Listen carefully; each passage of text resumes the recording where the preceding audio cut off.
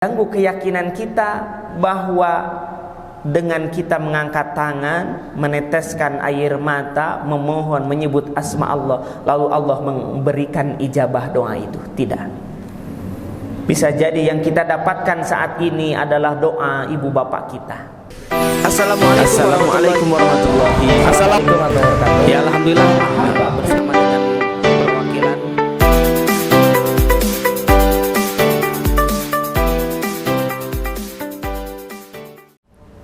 hadirin sidang Jum'ah yang dimuliakan Allah Subhanahu wa ta'ala. Mungkin saja setiap minggu kita ke masjid, ketika ada panggilan Allah Subhanahu wa ta'ala, idza nudiya lis-salati min yaumil jumu'ah, keterpanggilannya bukan karena Allah, tapi karena hawa nafsu kita. Segala hal yang dilakukan biasa kadang hilang rasanya.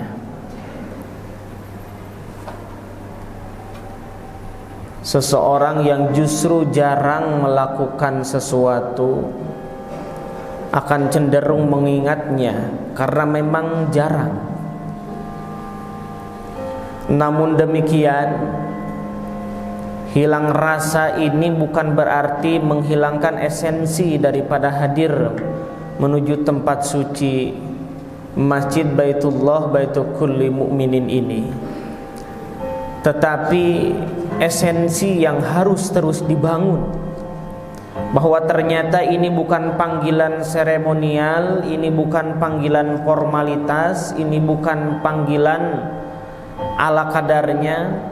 Ini adalah sesuatu yang luar biasa yang Allah berikan kepada kita. Wa abu laka bi ni'matika alayya, yang wajib kita mensyukurinya, bahwa tanpa kudrah iradah karunia Allah kita tidak mungkin didudukan oleh Allah bersama orang-orang soleh, bersama orang-orang yang hendak berdoa memohon pertolongan kepada dirinya, kepada keluarganya, kepada seluruh umat manusia. Termasuk ada di antara hamba Allah yang senang mendoakan orang lain, termasuk di antara hamba Allah yang suka mendoakan kedua orang tuanya, termasuk di antaranya ada yang memohon kepada Allah Subhanahu wa ta'ala agar disambungkan tali kasih kepada gurunya. Laulal murabbi ma'araftu rabbi, karena tanpa seorang guru, tanpa mursyid, tanpa pembimbing, kita tidak akan mungkin mengenal Allah Subhanahu wa ta'ala. Kita ingin berkumpulnya kita di masjid ini bukan sekedar hadir ibadah sholat Jum'ah, tapi ibadah fardu 5 waktu pun, karena Allah hadir bukan pada hari Jumat saja, karena Allah hadir bukan waktu subuh saja, karena Allah hadir bukan pada sholat, bukan pada saat sholat saja.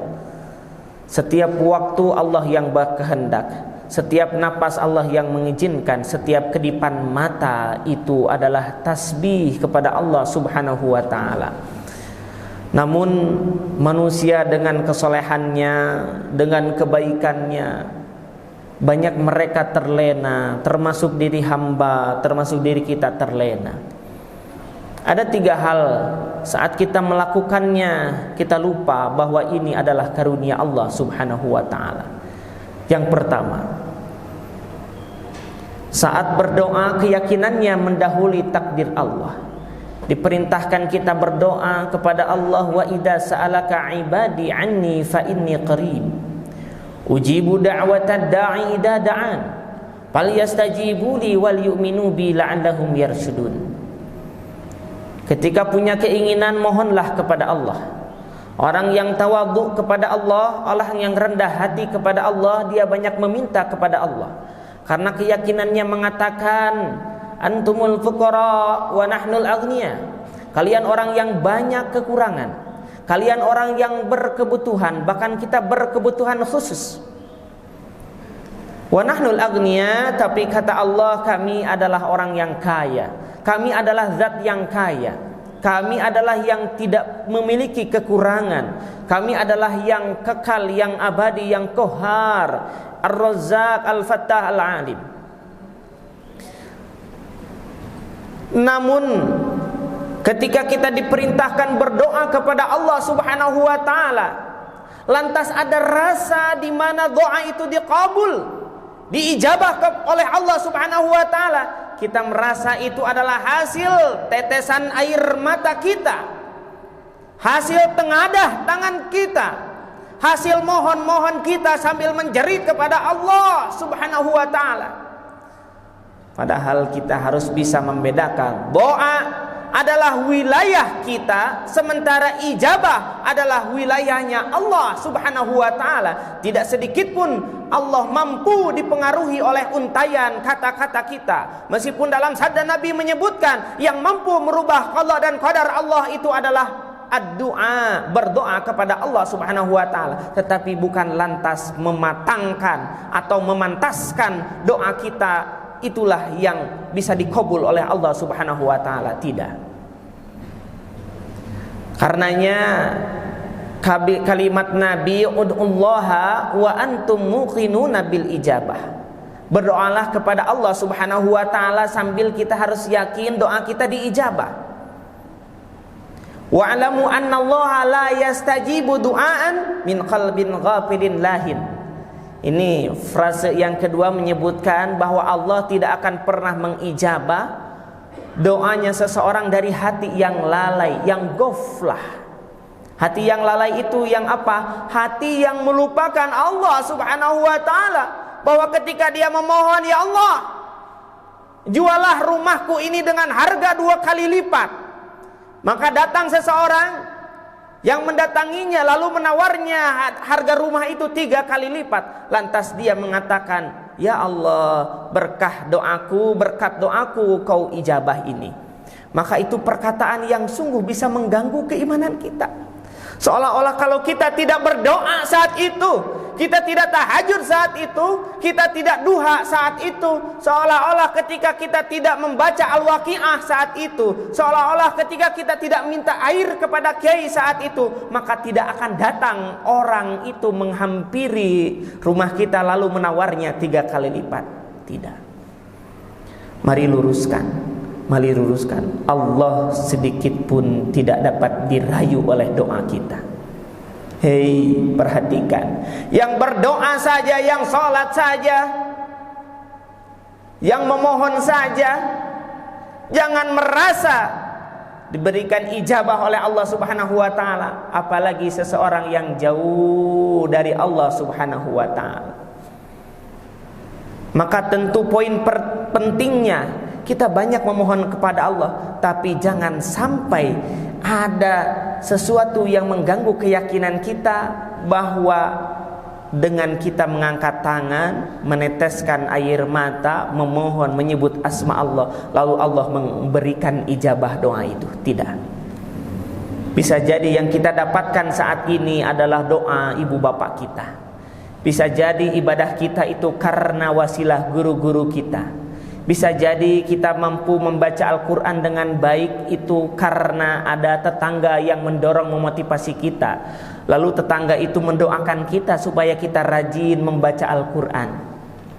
Bukankah Nabi bersabda, da'watul mar'il muslimi bidahril ghaibi mustajabatun. Seseorang yang mendoakan orang yang tidak hadir, yang tidak terlihat, diijabahnya oleh Allah Subhanahu wa taala. Karena tidak hadir itu, maka kita tidak berhak mengakuinya. Sungguh itu adalah wilayah Allah Subhanahu wa taala.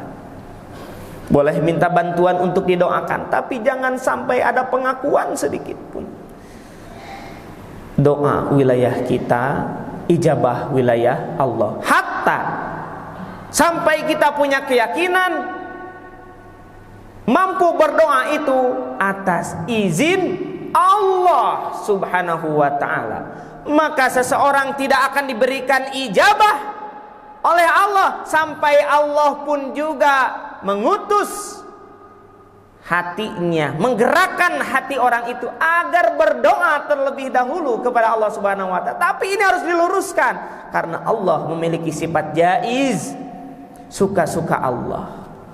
Yang kedua, saat kita berbicara kebaikan, berbicara amar ma'ruf nahi mungkar, Wahai jamaah, salat 5 waktu ke masjid pahalanya besar sungguh. Tidak mampu dikejar oleh seseorang yang melaksanakan ibadah salat sendirian di rumah selama 40 tahun. 1 kali berjamaah saja. Lalu setelah ada perkataan itu, berbondong-bondonglah masyarakat pergi ke masjid untuk berjamaah. Seorang yang berkata tadi lalu mengakuinya bahwa ini adalah hasil perkataannya, bahwa perkataan itu adalah doa katanya, bahwa perkataan itu adalah bisa menyelamatkan seseorang, bahwa perkataan itu mengandung hipnoterapi tersendiri, bahwa perkataan itu ada sihirnya. Nah, ini yang bahaya. Innaka la tahdi man ahbabta walakinnallaha yahdi may yasha.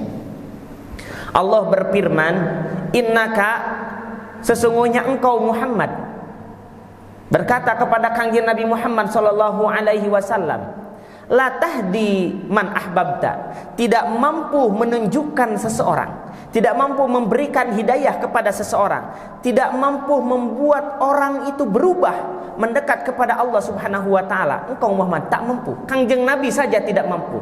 Walakinnallaha yahdi may yasha.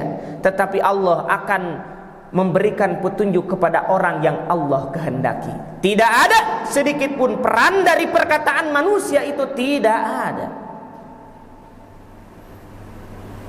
Karenanya perkataan yang baik saja tidak bisa diakui, apalagi perkataan yang kotor, perkataan yang buruk. Seseorang punya ide gagasan, lantas ide dan gagasannya itu naik level menjadi sebuah kesepakatan.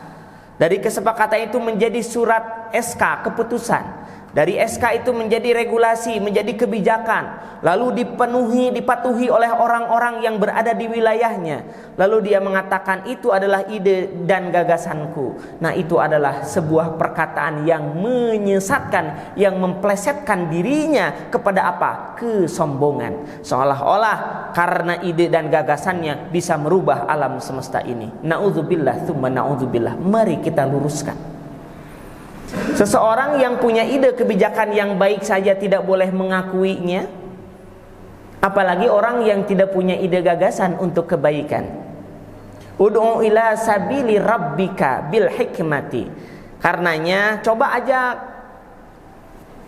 umat itu kepada jalan Allah bil hikmati, dengan hikmah. Hikmah maknanya panjang. Bisa jadi hikmah itu kita tidak mengatakan apa-apa, justru itulah yang membuat orang itu jadi tertarik kepada agama. Lisanul hal afsahu min lisanil maqal. Karena ketajaman daripada apa yang kita lakukan itu lebih menohok orang, lebih mengajak orang untuk kebaikan daripada apa yang kita sampaikan. Seperti halnya seseorang approval atau bukti seseorang itu punya ilmu, dudukan ilmu itu di tempat yang positif. Yarfa'illahu alladzina amanu minkum. Allah mengangkat derajat orang-orang yang berilmu. Maka pantas seorang yang berilmu itu terlihat keluarganya harmonis. Maka pantas seorang yang berilmu itu rumahnya bagus, kendaraannya nyaman, anak-anaknya soleh dan solehah. Itu adalah interpretasi atau pemaknaan daripada dia mendudukan ilmu di tempat yang positif, di tempat yang baik. Tapi itu atas izin Allah Subhanahu wa taala. Maka jangan mengaku kamu berilmu, kalian berilmu, kita berilmu, kalau ternyata dengan ilmu itu justru malah membuat istri kita rajin marah sama kita. Dengan ilmu itu justru malah anak-anak kita itu nggak taat sama kita. Dengan ilmu itu justru malah kita dimiskinkan oleh Allah Subhanahu wa taala. Hobinya ngantri PLH, PKH, dapetin BLT, biaya langsung tunai, kemudian juga PIP dan lain sebagainya. Di mana letak kemuliaan ilmu itu? Kalau kita masih menyengsarakan, menyusahkan diri kita, memohon-mohon kepada makhluknya Allah Subhanahu wa ta'ala, maka jangan mengakui kalau kita punya ilmu. Itu semuanya pemberian Allah Subhanahu wa ta'ala. Kemudian yang ketiga, ingat, ini yang harus hati-hati saat sedekah. Jangan sekali-kali kita menyuruh Allah untuk menyelesaikan urusan kita. Wala tasyaru bi ayati tsamanan qalila. Karena ketika kita sedekah motor harga 10 juta lalu diganti oleh Allah mobil kijang harga 100 juta, Maka jangan sampai kita mengeluarkan dalil man ja'a bil hasanati falahu asyru amsalihha. Ini berkat sedekah kamu mengeluarin satu motor 100 juta. Dapat 100 juta itu, maka itu terlalu murah bagi Allah Subhanahu wa taala. Emangnya Allah bisa diatur dengan perkataan kita? Kalau kita membaca surah Al-Baqarah ayat 261, lanjut dong dengan ayat 262, 263, 264, 65, 66, 67, 68-nya. Sehingga pada saat kita memberikan pinjaman, sedekah atas jalan Allah Subhanahu wa taala, maka yang diharapkan adalah perhatian Allah kepada kita. Seseorang yang rajin sedekah, efeknya ketika sedekahnya diterima oleh Allah Subhanahu wa taala, efeknya jadi rajin ibadah. Jadi hubbus syahwah minad dunyanya hilang. Jadi kecintaan terhadap dunianya jadi hilang, bukan jadi kaya raya. Ini yang harus ditanamkan. Jangan jual itu ayat Allah untuk kepentingan kita. Ngasih kenceleng masih 20.000 lalu kita minta. Satu hari kemudian 200 ribunya mana? Apalagi 261 Al-Baqarah itu sampai 700 kali lipat. 20.000 dikali 700, kita capek ngitung, Pak. Padahal kita tidak pernah meminta kepada Allah Subhanahu wa taala untuk dipanjangkan usia. Buat apa punya harta yang banyak tapi kita tidak mampu menikmatinya? Ada kendaraan bagus tapi kita tidak diizinkan untuk naik kendaraan itu berlama-lama. Misalkan saja kita punya penyakit paru, ternyata tidak kuat menahan AC, menahan dinginnya kendaraan, maka percuma diberikan kekayaan itu. Kita bersedekah itu memberikan pinjaman kepada Allah Subhanahu wa taala untuk diberikan ganjalan surga, dan sebaik-baik ganjalan surga adalah bertemu dengan Allah Subhanahu wa taala, bukan bertemu dengan kekayaan, bukan bertemu dengan pangkat, bukan bertemu dengan jabatan, bukan bertemu dengan wanita cantik, bukan. Itu terlalu murah. Kenapa murah? Karena itu perkara dunia. Yang mahal itu, Pak, ketika kita meninggal husnul khatimah. Yang mahal itu ketika ditanya malaikat munkar dan nakir, kita bisa menjawabnya dengan sebaik-baik jawaban. Yang mahal itu di hari kiamat, kita dibebaskan dari hisaban, dari perhitungan Allah Subhanahu wa taala. Yang mahal itu kita diselamatkan di jembatan Shiratal Mustaqim. Yang mahal itu adalah indal liqa'i rabbik, ketika bertemu dengan Tuhanmu Allah Subhanahu wa taala. Maka jangan mau ditukar dengan yang ecek-ecek. Motor bagus ecek-ecek, rumah mewah ecek-ecek, itu semuanya pemberian Allah Subhanahu wa taala. Jangan meminta kekayaan itu dengan bersedekah. Maka jangan menyuruh Allah bekerja. Ya Allah, saya sudah keluarkan satu motor, minta ganti mobil. Ya Allah, ya Karim, jangan rendahkan Allah dengan hawa nafsumu. Bal tu'thirunal hayatad dunya wal akhiratu khairu wa abqa. Mintalah urusan akhirat, mintalah perkara akhirat. Bukti seseorang diijabah sedekahnya diterima oleh Allah Subhanahu wa taala, maka dia akan semakin dekat kepada Allah dan nafsu dunianya akan berkurang. Makanya berilah atas nama Allah, berilah atas nama Allah. Yunfikuna amwalahum fi sabilillahi tsumma la yutbi'una ma anfaqu mannaw wala adza. Tidak ada pamrih, termasuk tidak minta ganti rugi kepada Allah Subhanahu wa taala. Bukan kepada manusia saja, kepada Allah pun juga enggak ganti rugi. Ya Allah, saya sudah infak 100 juta, kok saya jadi miskin? Enggak begitu urusannya. Justru dengan kamu infak 100 juta, jadi kamu tidak ada kesempatan untuk rajin belanja karena sudah tidak punya uang. Kesempatannya adalah banyak baca Al-Quran. Jadi seperti itu. Itulah yang paling bahagia. Itulah esensi daripada bersedekah, insya Allah. 3 perkara ini mudah-mudahan Allah selamatkan kita, sehingga diluruskanlah niat dan hati kita.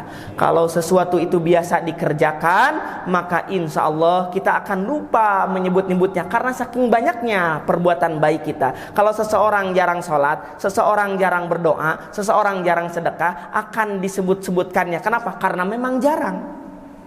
Karenanya mudah-mudahan Allah biasakan kita berbuat baik. Allah biasakan hati kita untuk lembut, menerima apapun yang Allah berikan kepada kita. Itulah terbaik untuk kita. Yang Allah berikan itu untuk bekal mendekat kepadanya, bersujud kepadanya, berlama-lama diam di masjid, membaca Al-Quran, membaca kalimatullah, kalimah Allah Subhanahu wa taala. Amin ya Allah ya rabbal alamin.